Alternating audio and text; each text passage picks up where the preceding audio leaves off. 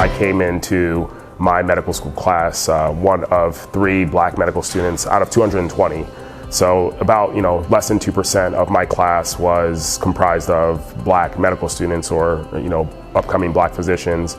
And 4 years later, we had a tremendous increase in black medical professionals coming into Des Moines University. So I think that in and of itself shows initiatives that myself and other of my classmates have made to advocate for diversity. Well, there are pockets of excellence, I believe, throughout the state of Iowa. I'm a South Carolinian. I'd never been to Iowa, didn't know quite what to expect, but the community wasn't as diverse, of course, as some areas that I've lived in previously. However, there was a sense of openness and awareness that became the foundation for how we were able to grow and evolve. Some parts of the country now, of course, are being discouraged from talking about these topics. So I think Iowa and Des Moines in particular, West Des Moines, are doing a great job in raising the awareness and being bold enough to talk about the reality of these issues. Some employees really want to get deep into having uncomfortable conversations and are comfortable doing that. And other associates right now are maybe just still trying to absorb and learn. And I think it's important in our journey right now is to make sure we have those opportunities at all different levels. The key in understanding DE&I work is that it is an ongoing process for all of us. I've been doing this work for 30 years. And I'm still learning every day from people that just started this journey of DE&I work.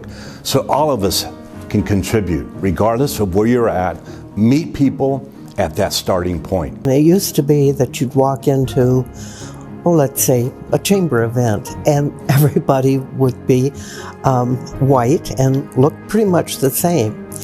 We had an unveiling of our last DSM last week, and I was just so impressed with the diversity that was represented there. It was thrilling to see that it's happening in Des Moines. Fostering inclusion in the workplace really means that people can feel like they belong. They can bring their authentic selves to the workplace, to the team, and in a increasingly virtual world, that inclusion ensures that people are staying connected and we're avoiding the isolation that's just so rough on us as human beings. The Faith and Grace Garden is a donation garden. I grow for about 14 other gardens and also schools. As most of us know, organic vegetables are very expensive, and the people that we donate to certainly can't afford organic vegetables. So the main thing I'd like people to know is that if we can do it, anybody else can do it, and the need is immense out there.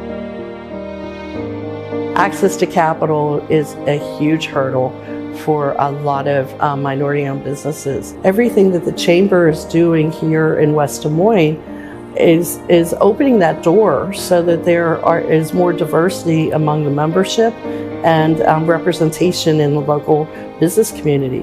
But we just got to connect the dots, and we just have to have programs like the Black and Brown Business Summit that the Chamber sponsored that really make diverse businesses feel welcome and feel part of the community. A lot of times, like, other businesses are talking about the challenges of having to work in an all male dominated environment, or all, like the old boys club. Our firm is not like that. I mean, we seek and we want to grow all of these people and all of these different thoughts. And so just recruiting at that level and then hoping to retain those individuals their entire career is really the impact that we're trying to do ourselves. And it's all over our website, it's in everything that we talk about, it's in all of the organizations that we participate in. We really are trying to speak, to live actually what we're just speaking. In order to continue to do the work and move this needle, we have to embrace the fact that DEI is a journey. We will never arrive at DEI, but we will continue to evolve in DEI. And part of it is doing the work, really making sure that we continue to continue to partner with organizations that support and elevate the things that we do as an organization. But I think more importantly, to make sure that it's the fabric of us as an organization, but then as individuals, to ensure that everything that we do, we look at it from a DEI lens. And to me, when we get to that point to where everyone is really seeing everyone for who they are, will I say that the next journey will begin.